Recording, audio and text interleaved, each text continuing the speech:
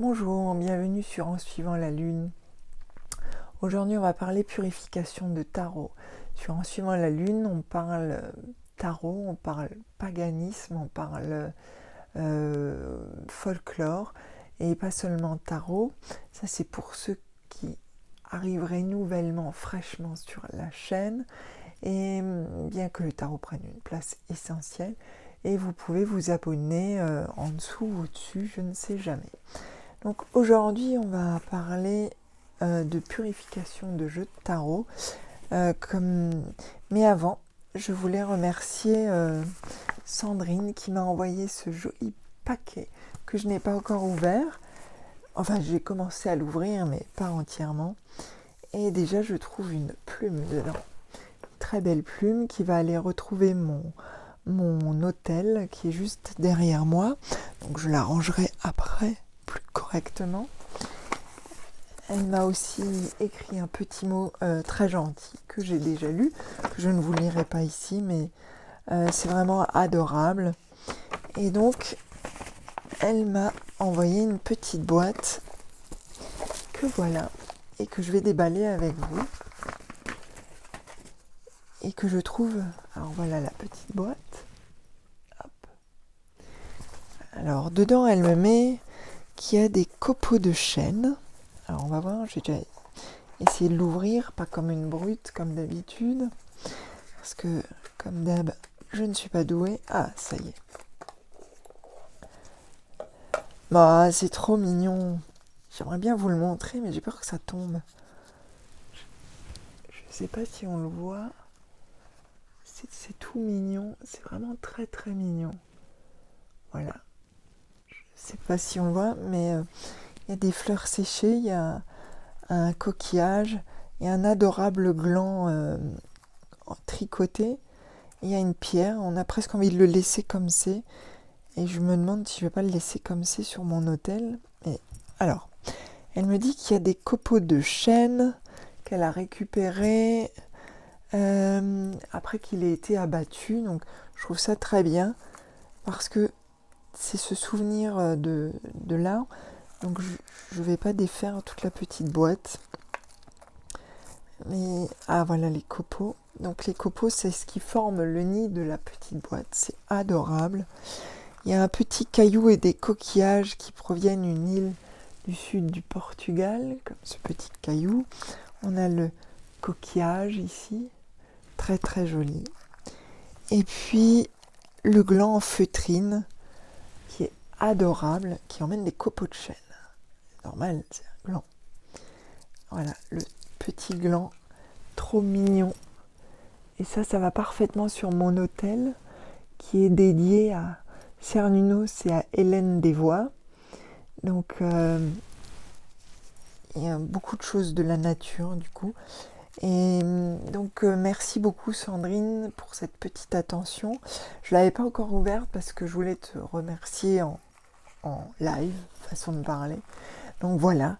Et c'est adorable, c'est bête, j'ai un peu défait l'agencement de la boîte. Mais je vais mettre de toute façon le gland à part. Donc merci beaucoup Sandrine. Et puis j'ai reçu un autre petit colis que je cherche, qui est tout petit. Et évidemment, je l'ai perdu. J'arrête pas de le perdre en fait. Alors, bah oui, j'ai un kilt bleu marine, donc il est dans mon kilt. Et parce que c'est un petit pochon bleu marine. Et je ne sais pas qui me l'a envoyé parce qu'il y avait un petit mot avec qui n'était pas... que j'ai perdu. Donc si quelqu'un se souvient de m'avoir envoyé ce joli cristal, je me souviens qu'il vient des Vosges. Elle, parce que je pense que c'était une fille, peut me le dire. Merci beaucoup. Il va aussi retrouver mon hôtel. Donc c'était dans un petit pochon bleu marine. Donc si tu te reconnais, tu peux me mettre un petit message et merci beaucoup.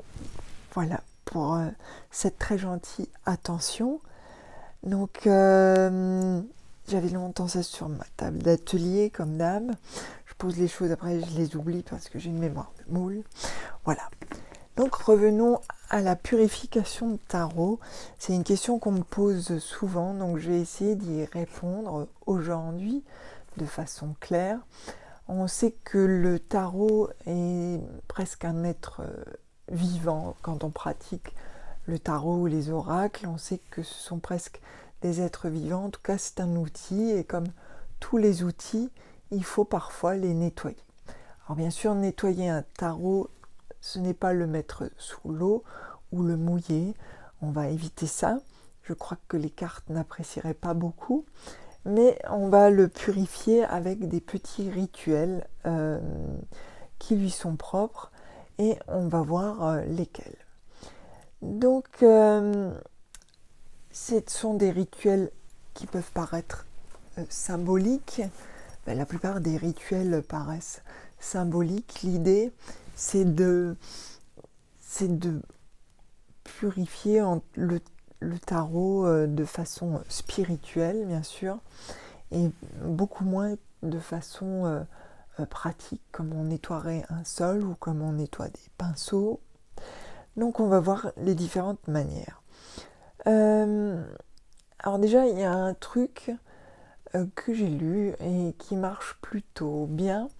C'est quand vous savez, certains jeux ne glissent pas. Les cartes sont très belles, mais elles sont parfois déjà un peu grandes. Donc déjà, si elles sont un peu grandes et s'il y a possibilité, vous pouvez très bien retailler dans vos cartes avec délicatesse. Par exemple, il y a certains jeux, moi je prends jamais le temps de le faire, parce que ça me gêne pas plus que ça, même si je trouve ça plus joli quand il n'y a pas de bord blanc ou noir, mais le blanc c'est le pire. Donc on peut retailler largement largement, il faut garder l'image au milieu, mais je me comprends quand je dis largement. On peut retailler ces cartes pour enlever les bords qui sont en trop et vous gagnerez en tenue de carte. Ensuite, il y a un autre truc que vous pouvez faire, c'est talquer votre jeu. Surtout pour les jeux où les cartes ne glissent pas. Alors certains jeux, les cartes glissent beaucoup et glissent même des mains. Là, je n'ai pas encore trouvé de solution potable. Mais dans d'autres jeux, les cartes sont très belles, ont du très beau papier, mais qui ne glissent pas forcément. Donc vous pouvez talquer le tarot. Alors en même temps, vous pouvez le purifier justement soit vous talquez chaque carte les unes après les autres, ça vous permet de revoir les images ou de les voir si c'est un tarot neuf ou un oracle neuf. Une fois que vous avez légèrement talqué la carte, pas peine de vider tout votre petit pot de talc dessus, vous pouvez le passer dans la fumée de benjoin ou de sauge. Alors essayez de faire que ce soit de la sauge éthique qui a été produite ici en France parce que c'est mieux pour la planète. Et donc vous pouvez passer ces cartes les unes après les autres dans un bain de fumée d'encens et vous les purifierez en même temps. Le talc protège. En étant fille de prof de sport, on se talquait toujours les mains à cause de la sueur. Eh bien, des cartes, quand on les utilise beaucoup, ramassent beaucoup de nos propres scories. Et donc, le talc va permettre de les protéger un peu. Alors, ne vous en mettez pas dans un nuage de talc. Hein. Vous les talquez légèrement, vous secouez. Vous faites en sorte que ce soit une légère couche, très légère. Et vous verrez, ça glisse un peu mieux. Donc ça, c'est les deux petits trucs à faire quand on a un jeu de cartes. J'avoue que je n'ai pas encore trouvé parce que j'ai des jeux qui sont super, mais qui glissent beaucoup. Moi, je suis peut-être très gourde, mais j'en perds toujours à la moitié du coup. Et là, je n'ai pas encore trouvé de solution parce qu'on ne va pas mettre un truc qui colle. Donc en tout cas, il y a 3 moments où vous pouvez purifier un jeu. Il y a bien sûr quand vous l'achetez. Et quand vous l'achetez en seconde main, il faut encore plus être prudent parce qu'il peut encore renfermer l'énergie de son propriétaire précédent. Et puis, il y a bien sûr, quand vous l'avez beaucoup utilisé et que vous sentez qu'il ne répond plus tout à fait comme d'habitude ou que carrément la connexion semble être coupée, peut-être qu'il est le temps de le purifier. c'est vrai que quand il a beaucoup servi, un jeu peut se vider de son énergie, ça peut paraître bizarre, mais en tout cas, il faut le laisser reposer un peu. La technique la plus classique, ça reste le bain d'encens, ce que moi j'appelle le bain d'encens, c'est-à-dire qu'on le passe au-dessus de la fumée de chaque carte, au-dessus de fumée d'encens. Ça peut être assez long, donc c'est pour une purification assez importante. Après, il y a des purifications encore plus longues. Vous pouvez avoir 3 semaines de purification si vous voulez le relier à la terre. Il faut l'enterrer dans votre jardin. Alors bien sûr, en prenant toutes les précautions possibles, mais c'est pour qu'il se charge de la force terrestre et de la terre. Donc, vous pouvez aussi l'enterrer dans du sel. Vous prenez une casserole ou un Römertopf, j'allais dire. C'est le mot en alsacien. Un Römertopf, alors en français, c'est un plat assez large dans lequel on fait des gratins. Et donc vous pouvez le remplir de sel et vous pouvez mettre votre jeu dans le sel qui sert bien de protection. Là, vous pouvez le laisser, je dirais, une nuit devrait suffire. Vous pouvez le laisser plus longtemps, ça c'est vraiment à vous de le sentir. Ensuite, il y a les purifications plus courtes d'une nuit ou d'une journée, soit à la lumière du jour, sans soleil, mais essayez de faire qu'il n'y ait pas de vent, soit bien sûr à la lumière du soleil, où vous pouvez en 2 heures recharger votre jeu. Et après, il y a la lumière de la lune, souvent la nouvelle lune ou la pleine lune. La nouvelle lune est plus chargée en énergie que la pleine lune, donc en énergie positive, en énergie montante. Donc choisissez plutôt la nouvelle lune. Au-delà de ça, il y a des purifications très courtes, comme battre ses cartes.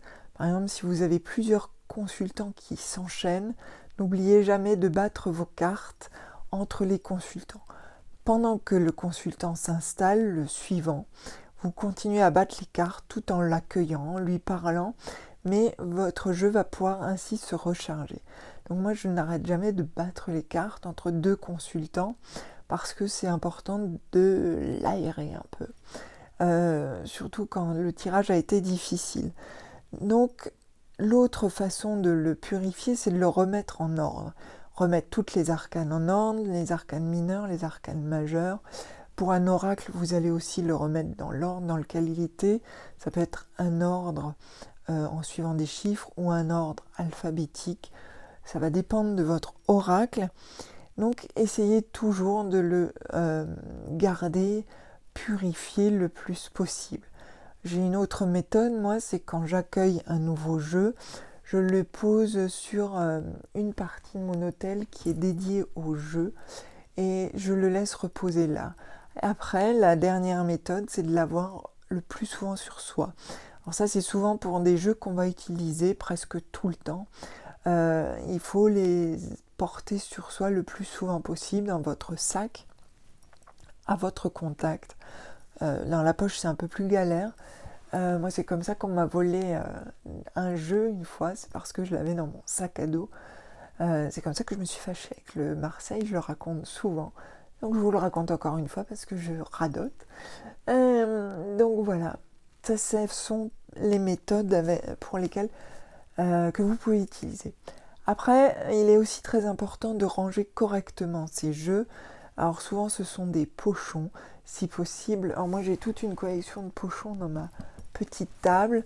Ils sont au contact d'encens purificateur et je les sors quand j'en ai besoin. Alors j'en ai différentes tailles, donc ça va s'adapter à mes différentes tailles de jeux.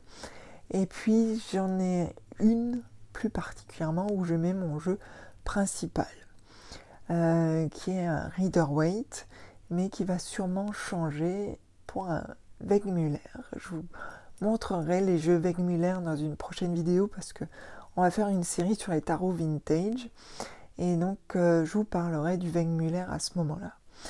Donc il faut toujours bien les garder, les protéger de la poussière, ne pas les laisser traîner. Bien sûr, vous pouvez les laisser comme moi, au-dessus de moi, là, j'ai une partie de mes jeux dans leur boîte. Mais quand vous les emmenez en voyage, je conseille plutôt le petit pochon en tissu.